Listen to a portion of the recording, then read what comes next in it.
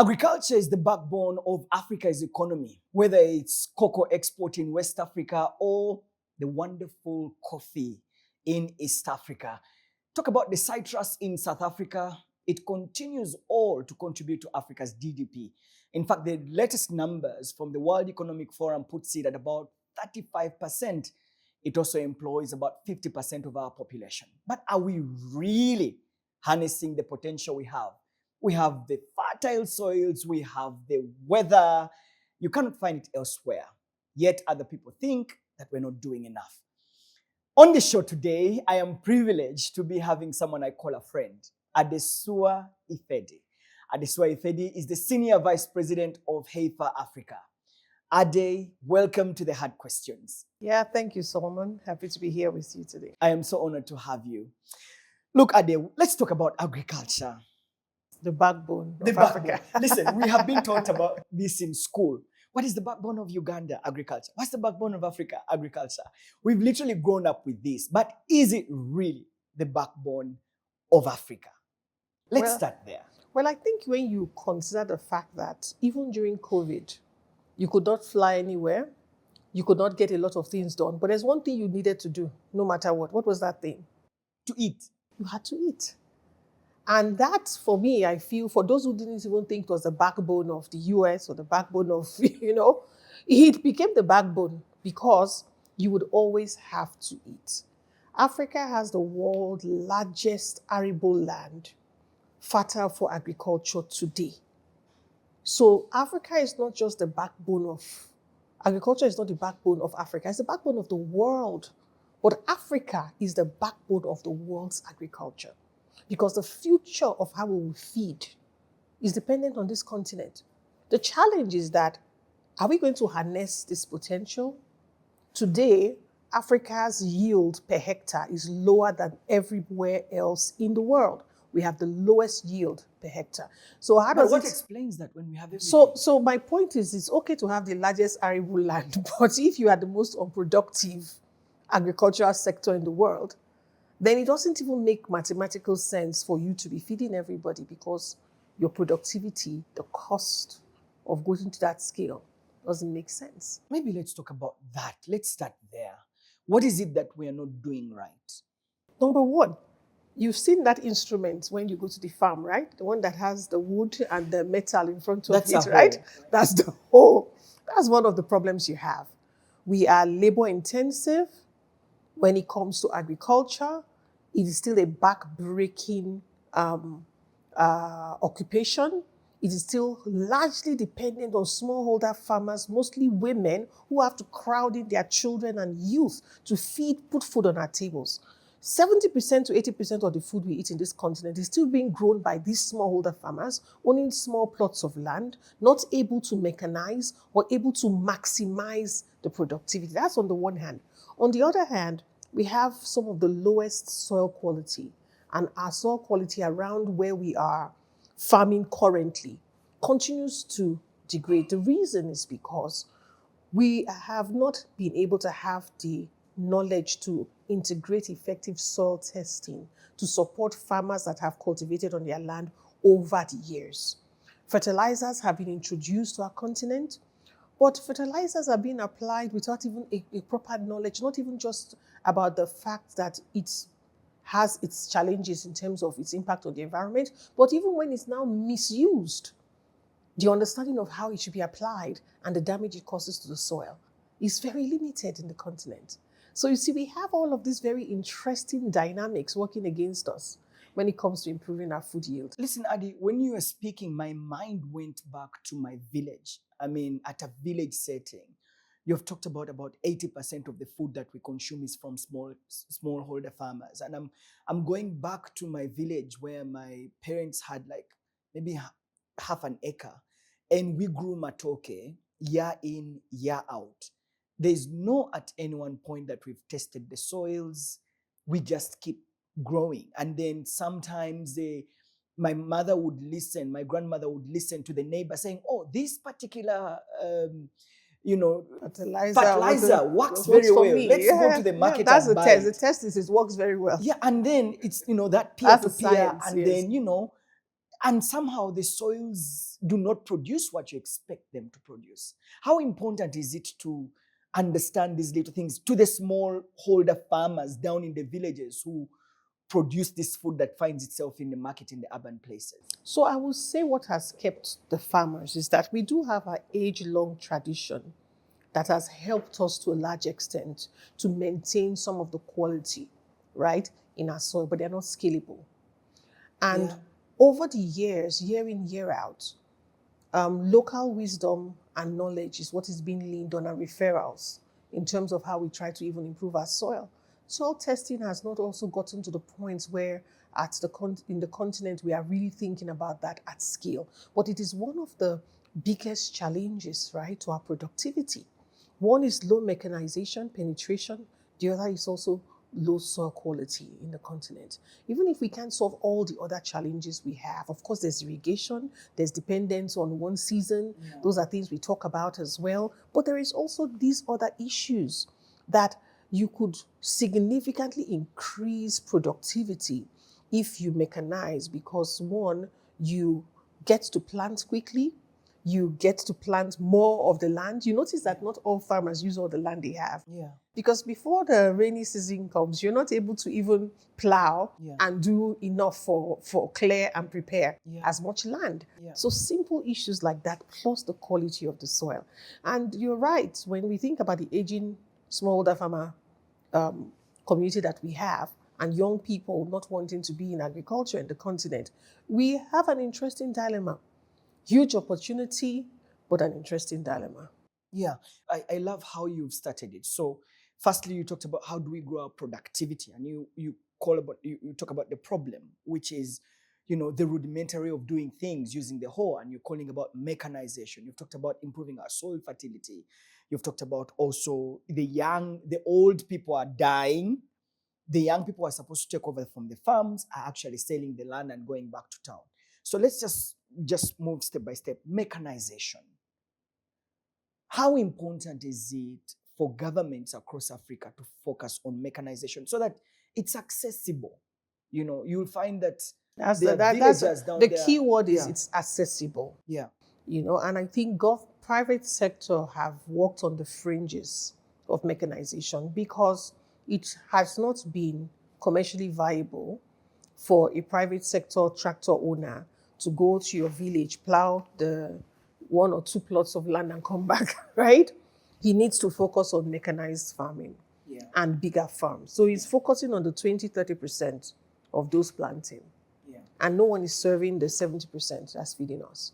So the biggest thing we've seen in the sector is that the work we do at Heifer, supporting agtech innovators, trying to find people who are cracking that problem, is that when you can crowd in demand from farmers, you can make it commercially viable for tractors to go there to plow. Correct. Also, government has also tried to solve this problem by bringing in tractors and laying the tractors to co-ops and other places. If that tractor is not being used and is not delivering commercial returns, in a matter of months, if you're lucky years, it's going to be packed up. Correct. So what we've seen work for tractorization is that it has to be a commercially viable model. Ownership has to be as close to the farmers as possible. And you also have to think of the ecosystem of managing it. So our project that we partnered with tractor innovator Hello Tractor to do involved the entrepreneurs thinking about how to finance youth at the last mile so that they can own tractors. And Heifer had to put, a bet on this idea and bring out the first grant investment to catalyze that pay-as-you-go for youths who do not have traditional financial records. Yeah. The results has been great. But the other thing is also, now you put the tractor in your village. Do you have a mechanic shop that knows how to repair that specific tractor? When it gets a problem, they'll Do pack you it. have a trained driver that can operate it in such a way that he doesn't get the tractor broken down? So we realized that we also had to invest in supporting ecosystem to develop. And with the innovator and other partners that have come on board, building centers closer to those communities where you are training drivers and you are bringing best practices, you are training mechanics, but you are also making sure that the supply of spare parts are available. So you see, it's not, that is why Africa has the lowest penetration of tractors, because this is not a problem that can be solved by placing the tractors or donating it to the cooperatives or just buying 50 fleets of tractors and feel that you've solved it. It has the ecosystem disadvantage. It's a whole network of services that supports that tractorization. Correct. But once you solve that, you begin to see other opportunities opening for you to solve more things. Yeah. We cannot get past the challenge of our food potential without integrating young people and technology. Those are the game changers. So if Africa will ever live up to the reputation of the backbone or agriculture as our backbone, we have to leverage technology and use because they are the entrepreneurs who we have seen have been jobless for so long, who can now find new opportunities in an emerging market and in this industry of agriculture. And you've talked about youth. See, we have a problem within East Africa as a region. Maybe it also affects the rest of Africa. Our fathers had chunks of land. They give this land to us, or we inherit it. What we have done is sell this land to go and buy a matatu or a taxi or a boda to go to town because we think it doesn't work anymore. It's everywhere. And so all we are over the selling continent. what our father preserved to put food on our table to come in the urban centers, because there was a general feeling that it's not doing it for me. But you know, let's assume that every human being is extremely intelligent and capable of making rational decisions. Anyone selling their land right now to buy the boda has looked at their situation and concluded that this land in front of me is not going to yield what I need right now, and I have to deal with my issues. So these are real situations in the villages. Rural-urban migration is real. And to fix it, we have to ensure that there is business that is sustainable and jobs, that can sustain and inspire young people in the communities. These jobs, if they are technology enabled, okay, let's say you still have the land. I don't think that most young people actually want to take the hoe to go and start plowing the land. However, they may want to buy the tractor and lease it to the person who has the land and then become a tractor owner providing a tractor service. They may be interested in becoming one of those digital extension service workers who are using technology to crowd in knowledge with AI and provide services onwards to the farmers. Correct. So they are. And this extension service is one of the biggest challenges, by the way, we've not talked about in agriculture, because farmers will continuously need support for soil testing, support for them to get the right quality seed, support for them to be able to get vet services to their livestock. A lot of other support provided by extension service workers, new training in new agronomy practices. Young Africans today are beginning to digitize and commercialize extension services in such a way that other youths can plug in. So I don't think that we always used to think that access to land ownership will continue to limit young people from entering agriculture. But the question is, where do they want to be in agriculture? Do they want to be at the farm level or across the value chain? So land is no longer a barrier, because young people are going in there. If I don't have land, fine, but I know you're not productive, and I know that you need soil testing, then I become a soil tester, right? I don't have land, fine, but I know you need tractors, and I can actually get a loan or become a driver, then I go do that. So there are other roles that young people can play today as we resolve from using the right kind of policies to resolve land ownership issues. But I don't think that land ownership issues can hold us back. And I find it very frustrating when we consistently assume land ownership as the continuous major barrier. It is, but I think that I have seen enough young people who have evolved beyond just land ownership and working at a farm to think of creative ways to address bottlenecks across the value chain. And there's opportunity there. Great opportunities. You talked about something access to quality seed. There's lots of research by young people to improve our seed, which is resilient to our climate, so that we can increase our productivity. Yeah. I'm sure you've come across that. Oh, yes. I think there's a lot of young Africans are doing a lot of dynamic things. Yeah. In the last 5 years, it will blow your mind to know how many young ag-tech innovators entered into that space in the last 5 years. It will blow your mind. Between COVID and now, COVID was a gift. Young Africans are not only looking at how to improve the seed variety, they are looking at how to solve every single challenge that we were all scratching our heads about around agriculture. I met a young person whose business was actually how to reintroduce microbes into the soil, because microbes is how the different things that are within the soil that makes the soil, rich, are created naturally. Fertilizers are applied when the natural soil's capacity to have those things are no longer there. So if you actually want to ensure that you are very organic in how you are thinking about regenerative agriculture, focusing on microbes actually is it. And I've met young people who are now creating farms where they are nurturing bacteria and they are growing them for introduction into the soil.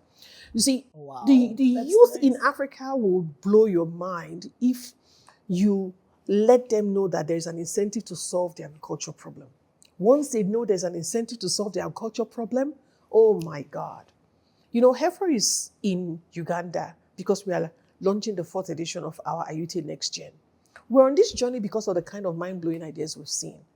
And I love the smile on your face, because it tells you that whilst the challenge is huge, the opportunity lies in the wisdom, it lies in the ingenuity, it lies in the passion of African youth. It also lies in their frustration, lies in the fact that there are no jobs anywhere else, lies in the fact that other industries have locked them out. So you see, agriculture now becomes that green field for young Africans to play. And they are starting, like you said, if there is an incentive and they have to solve this problem, they become crazy about it.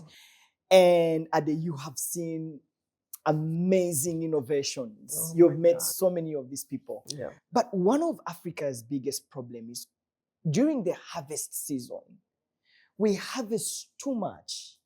The cost goes significantly down, and sometimes we produce perishables. And you find a region like Western Uganda here that produces a lot of milk. We can only take so much. We've not added value to it. A pineapple here during the harvest season goes for about 500 shillings. Ugandan, that's less than 50 cents. And we're trying to wrap our minds around what can we do to improve, add value. And young people are innovating, aren't they? Oh, they're not only innovating, they're disrupting. Because sometimes when you think this is the challenge, you have to step back to ask many questions that leads up to that point of where the challenge is. We don't have enough companies who are ready to offtake from these farmers at that period. And so even if the farmers wish to sell at harvest, the demand, right, to take it off them isn't there. How many people are producing and selling packaged pineapple juice so that you don't have to only consume the pineapple when it's fresh, but they actually have huge, industries so that they can package the pineapples, right? How many local tomato processing do we have in this continent where we consume tomatoes, I believe, maybe more than everywhere else in the world? In my country, Nigeria, every Nigerian must take at least 3 or 4 times a week a stew-based soup. That is how tomatoes are important to us. Ask me how many tomato processing plants we have in Nigeria. So this is where the challenge is. You're coming close to the problem. The farmers are losing at harvest because what we eat, we do not have the infrastructure to support us to preserve, process, and sell. However, when you go to the supermarket, I'm sure you are inundated with lots of choices in terms of tomato puree. Oh my God. I don't think you run out and of most options. of them are from out of Africa. Well, I didn't want to be the one to say that, but I just let you know that whilst your tomatoes are perishing in the villages, you can always waltz to the supermarket and buy tinned tomatoes. Isn't it canned tomatoes? Why are we not canning those tomatoes that are getting wasted in the villages? Why are we not investing in looking at the value chain of, so we're talking about increasing productivity. And I like the fact that you're saying food is wasting at harvest. Yeah. How do we increase productivity? If it is an end-to-end transformation that has to happen in the continent around the food. We have to really re-engineer our food systems. Wow. We have to bring investments that ensure that, and these are profitable investments, right? You can, the only challenge I feel we have is we need to decide if we really want to feed ourselves. I think we have to decide if we want to feed ourselves. I mean, you're absolutely right. I'm listening to you and so many things are going in my mind. You talked about how many factories process tomatoes, how many factories process pineapples, pawpaws, and yet Maybe I ask you, how many cold storage vans do you have moving from your farming communities to the cities? But Adi, the question that just comes to me is, we know we need this thing. So what is the problem? I think the problem is the entrepreneur. Not the problem. The missing piece is the incentive for someone to innovate in that space and create a business. That's the missing piece. Once you incentivize African youths to go and innovate in that space and plug out that gap, this continent will transform. It will shock you why we're not able to innovate across the agricultural value chain, solving those problems and creating business. We don't have financing. The agricultural sector receives the lowest share of financing. In the world and in Africa, it is worse. That again so that it's the agricultural sector receives the lowest investment in financing because it's deemed risky. Ag tech innovators are just beginning to try to change the mind of the world because no one wants to touch agriculture. So now we're saying that we need innovators who will create great businesses, but they need to be funded. But if you're in agriculture, then no one wants to touch you because you are in a risky sector. And once we say agriculture is risky, then we will continue to not have those businesses that are the connectors between what is perishing, cold storage, cold transportation chains, processing. Look, we have food in our hands. They are getting rotted at the farm gate. It's an opportunity, but we're importing food instead. So maybe I would ask again, do we really want to feed ourselves in this continent? And what are we going to do about this perception? One, there's a perception that Africa, is a risky place to innovate. There's a perception that agriculture is a riskier sector to invest in. And so how are we going to attract the funding that we need? And how are we going to change the narrative, right? Forget that when it comes to infrastructure, we have the weakest infrastructure at the last mile where farmers are producing. When it comes to roads, when it comes to access to telecommunication, when it comes to access to digital innovation, then when it comes to available data, because sometimes we don't think about how important data coming from agriculture is to enable us make informed decisions. Agriculture in other parts of the world is so sophisticated that there is enough data for you to make enough decisions to be able to provide certain services that support the agricultural value chains, the different crops. You are able to aggregate data and be able to make effective predictions that can support farmers. And therefore, you can take this to the bank and say, based on this and my output, I'm able to raise this and therefore give me $1 million to invest in. And even if we can for example, our farmers are doing a lot, but the data of what they're doing through their cooperatives is not digitized in a way that the financial institutions can consider those investments bankable, right? Just aggregating data of farmers' transactions and allowing that to create visibility and insight is key. Farmers work in seasons. Most people don't understand the cycle of agricultural crops, right? It's been a sector that people have avoided, so there's not enough visibility. But once we gather data can create credible visibility about what's happening. I'm also very passionate about that aspect of creating enough data, because data can discriminate. I give example and say, you can get a text message that says, oh, we are going to give you a loan. Congratulations. You can come and get a loan of ABC. Did you apply? No. But someone has your data and they've assumed that you're credit worthy, isn't it? Yeah. Who is going to call a farmer tomorrow to say, even though, but in his community where he is, he's getting credit. Why is he getting credit? They know that he's credit worthy. Yeah. They see his volumes. They know what he harvests every year. They know how he sells that. They know that he's going to harvest again the next season. How do you digitize that data? How can you make that farmer visible so that the farmer is not in this black hole and consistently being asked to bring his land bring title, his relations, bring his uncle, bring his children before he can access funding? So I think that data discriminates also, and there are lots of young entrepreneurs today in Africa who are trying to gather data to change that story. They are gathering data to support precision agriculture, gathering data to provide access to finance to farmers. They are financing farmers with alternative credit scoring methodology, and they are beginning to provide enough information for bankers to change their mind about the sector. Wow. But these young people need to be encouraged. We need to incentivize because the potential is there. The ideas to solve the problem are there. The investment is what we are looking for. Who's going to invest in these businesses, right? Yeah. And so I think the biggest problem facing us right now is the perception that these kinds of innovators are not investable, and changing that to support more investment to go into innovative ideas in the agricultural sector. Ade, you're giving me hope. Hope that if we harness the potential that young innovators on the continent have and dare them to dream and support their dreams, we could get somewhere in the next couple of years.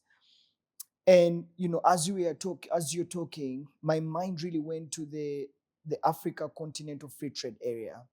There's conversation on the African continent of having a one market. That's about 1.7 billion people, and how we can do intra-Africa trade, and with the investment in tech and agriculture, that we can be able to easily export our matoke to Nigeria. We can export our milk to Nigeria through a single market. Are you excited about that? I'm struggling to decide what to say in response to this, right? I'm supposed to be excited, at least as an economist. I should say this is a very great idea.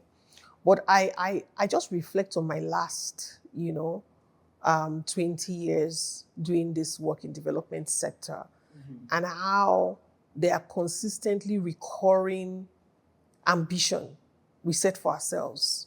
And then we keep talking about them over and over again. I feel we sometimes start at the challenge from the top, not from where we should start from. It would be wonderful to export food to wherever we want to export it to, but should we start by feeding ourselves first? Africa is the largest importer of food in the world. We are import dependent on food in our continent. Isn't that a shame? We are exporting what we don't eat and importing what we eat. During COVID, that is when a lot of people knew how dependent we were on Ukraine for grain. Before COVID, we thought that we were raising animals and the animals were local, right? When we found out that our livestock is dependent on feed that is imported, and I ask you, is the livestock itself actually not imported? Because what it feeds on is imported. So I love those grandiose ideas. They cost a lot of money to, actualize. Whereas I feel that it will probably cost the continent less to focus on feeding ourselves. I do not know if there are political parameters hindering us from actually embracing real strategies to feed ourselves. But I would say that embracing innovators who are working with farmers might be a low barrier to entry, right? Let's not think about feeding ourselves as a massive idea first. Let's just talk about, can we increase tractor penetration? Access to tractor would increase yield by almost 5x for a single farmer. One farmer increases productivity. We're almost there, right? Yeah. Access to soil testing helps to at least boost productivity Production, yeah. from the same hectare of land that you have been farming. We're getting there. So we don't even have to have this big Africa feed itself policy or process. Let's just ask innovators to go and work with smallholder farmers, address those problems at the last mile, and we will begin to watch Africa start to get to feed itself. Yeah. So I do think that there are simple problems we can solve, and there are massive, beautiful ideas we could also have. Let's just not lose sight of those small problems like making investment available. These young people are not asking for, handouts. They're asking for investments that can over time deliver effective returns. They're asking for the best way to put our money as a continent. I do think we have to start taking our innovators in the agriculture sector more seriously. I love what you're saying, but is there supporting policy for what you're saying? So that's what I'm saying. Which is, so as we have these other very important policies that we are setting up around the free trade zone, can we also start setting up policies as well can support innovators who are trying to improve the effectiveness of our agriculture, supporting smallholder farmers to improve yield, to start addressing those problems on the ground? Can we also focus on those policies as well? I do know that a number of countries are doing that. I also do know that as a continent, this is now beginning to become an agenda that is getting the attention of the continent. I think that we need to pay more attention to what is emerging with technology and youth engagement in agriculture. I think we can no longer have a tokenistic approach to assuming we are supporting the youth by doing that.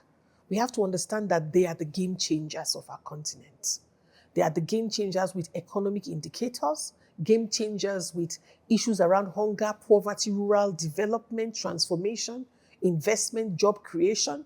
We're holding all of that potential in our hands when we talk about youth and technology in agriculture. So I think it's a very big agenda. I know that some countries are looking at it, but I think we're still scratching the surface. Yeah. Everything, I'm taking in as much as you're saying, and I love what you're saying. My question is, why aren't we doing it? Why young people are there? I mean, they've come up with these great ideas. They just need startup capital. They just need start me up and see what I can do. I think there are very simple reasons. It's not complex, right? So if I ask you how well do you use AI right now, right? You may say, oh, I use it a bit. If I ask a Gen Z, how well do you use AI, right? He probably wakes up and goes to sleep using AI every day, right? Yeah. There is also our own unconscious bias with technology. And most of us have now in our generation got into places of decision making in financial institutions, in policies, and etc. We have made our lack of connection to even understand how technology can change things a barrier to the development of the continent. We use yesterday's lens to sort of move the continent forward for tomorrow. We can't.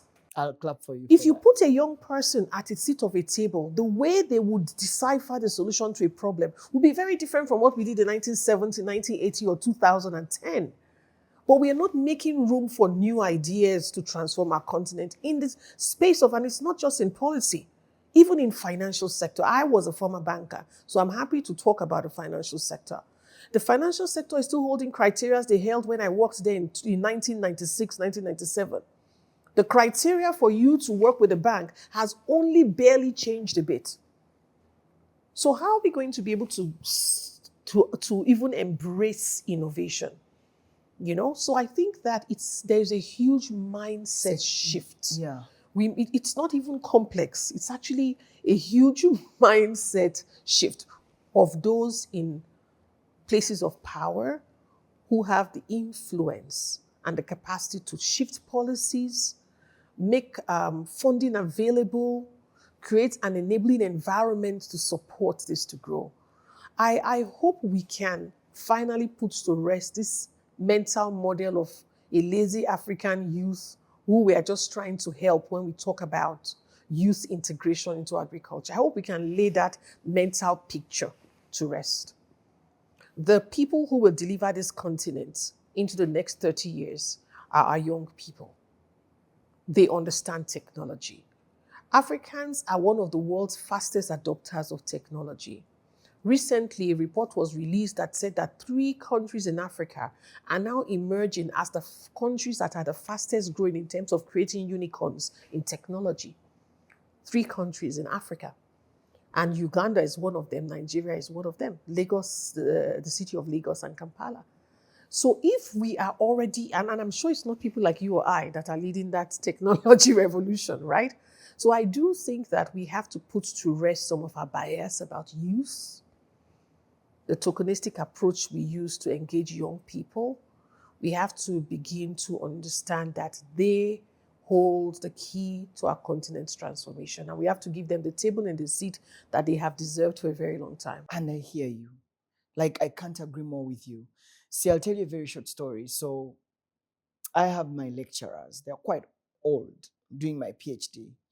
So one of the lecturers comes and says, if I see you using AI anywhere, in my assignment or anywhere. And so we had this heated debate of AI is here. It needs to be looked at as aiding education rather than you pushing back against it, because during your time you used to study this way. Things have changed now, and therefore you can't fight it anymore. It is here. How do we leverage it to better education? So, I mean, when you were saying that, I just remembered, what the discussion we had back at the university. But where do we go from Our here? mindsets. Our mindset change, but also giving the young people a seat on the table. I was going to say, Very Rome is not built in a day. So I don't expect all of us to love, embrace, or put away our bias on either AI or any other form of technology. But we should just step out of the way of people who understand how to use it. We should create the right enabling environment, the right policies, ethical governance processes, partnering with them, not doing it against them, but doing it with them, right? So that we can enable what we have in our continent to grow. We have the world's fastest growing youth population. In the next 50 years, Africa will have the world's largest workforce. We are sitting on a gold mine, but we are pursuing after everything else outside our continent, not what is inside it. So I think that the blind spot is so huge for us as a continent. And if you go to a conference, we'll talk about youth, 5 seconds, yeah, 1 youth, 10 non-youths, and then the 4 youths represents all youths, right? We need to really embrace the potential of our future. Yeah, and bringing them to the decision-making tables. I mean, look at, for example, the structure of our ministries of agriculture. The people who sit on the commissions, the people who sit. I mean, this is not to say that, undermine everything, but you'll find that they're very senior people, 80 years, 70 years. By the time they really catch up with this latest innovation, they may just, look, that's Gen Zs, And there's wisdom in age. And there is the capacity for that wisdom, age, experience to also bring in a lot of foresight and can even support young innovators from entering into pitfalls, right? So this is a collaboration. Yeah. We're not asking someone to leave the seat for another person. We're asking to bring them into the room so that everyone can leverage on their strengths, because the strength they bring is really transformative for us as a continent. So I think that when you talk about the ministries of agriculture, when you talk about education, every aspect of how we thought, the way we thought about the world has so evolved. Yeah. And we just have to understand that that's what the world is changing faster than we can imagine. In the last 5 years, the amount of transformation that has happened across the world as we know it is mind-blowing. Innovation is moving at breakneck speed. We cannot hold it back. But let me say something positive. We're getting there. I see our government strongly shifting. I see policymakers leaning in very carefully. I see a few financial sector shifts. I think more needs to happen there. But I think that Africa is turning the corner. I also embrace the challenges we faced lately as a continent, including the grant support that will no longer be coming to the continent, because it's forcing us to step back and reflect and think hard. So I do believe that there's a lot of hope. I see a lot of shift and changes, a lot of more openness for collaboration, across sectors, private sector and government. Yeah.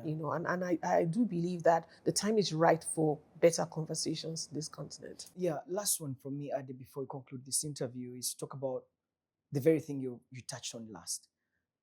How important is public-private partnerships in advancing agriculture on the continent?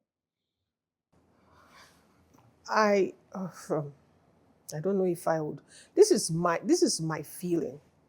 Public-private partnerships were highly important for us as we emerged from the late 90s, early 2000s into 2010, 2015. I would just have to say that we need partnerships from government, but we don't need them in the partnership to execute any business whatsoever in this continent going forward if we want to be successful. Policymakers should step back and make policies. They should engage in creating enabling environments. They should understand that the best thing that they could ever do is position the private sector to lead transformation. When we were just coming from that stage where everything was run by government, we needed to say PPP. So all of us are standing beside each other, holding the thing together. We don't need to hold anything together anymore. Let's just let go. Let's just understand that there are different roles and responsibilities. Government's roles, policy, enabling environments, say out completely of business. Let the businesses now come in and allow the market dynamics to enable those businesses to do what they need to do. When we started years back to integrate telecoms and all of that, it made sense for the government to be part of those processes, but also to provide subsidies in certain areas, right? To allow certain businesses to really thrive, right? Right now, what government needs to do is to allow market forces and competition and true demand to be what drives enterprises and allows them to thrive. Stepping back completely and becoming experts in learning and re-evolving policies and ensuring compliance and ensuring that the enabling environment is there is critical. And that's a very important role for government to play. So I am sorry that I am moving away from the conversations around PPP, because I think we said it so long ago. Things have to evolve. Right now, there is the policy makers making great policies, but being in the room to hear and understand what the business and innovators are thinking about, and then holding their place of policy and governance and allowing businesses to do what they do best. Wow. As we close the interview, where do we go from here? I think we're in a great place. I see a lot of deep thinking happening in the continent. I've been very proud of the information I see coming out of government in the continent in the last 1 year plus. I'm seeing a much more confident continent that believes that it has the capacity to grow and get to its full potential. So I think we're already going. That's what I believe. I do think we must integrate our youth. We must enable them to bring in technology, and we must bring Africa back to the place we believe we are at in our agriculture. The agriculture is the backbone of our continent, but we can make it the backbone of the world as well. Wow. Adesuwa Ifedi, Senior Vice President, Heifer Africa, thank you so much for speaking to us. Thank you very much, Solomon. It was my pleasure. You've given me hope. Yes, I'm glad. Hope that we are going there. Yes, we are. If we just tighten up a few things. Yeah. All right, I've been speaking to Adesuwa Ifedi, who is the Senior Vice President at Heifer Africa, discussing Africa's potential, especially in the agriculture sector, and the integration of young people and technology for us to get there. I'm Solomon Serwanja. Thanks for watching. This is The Hard Questions.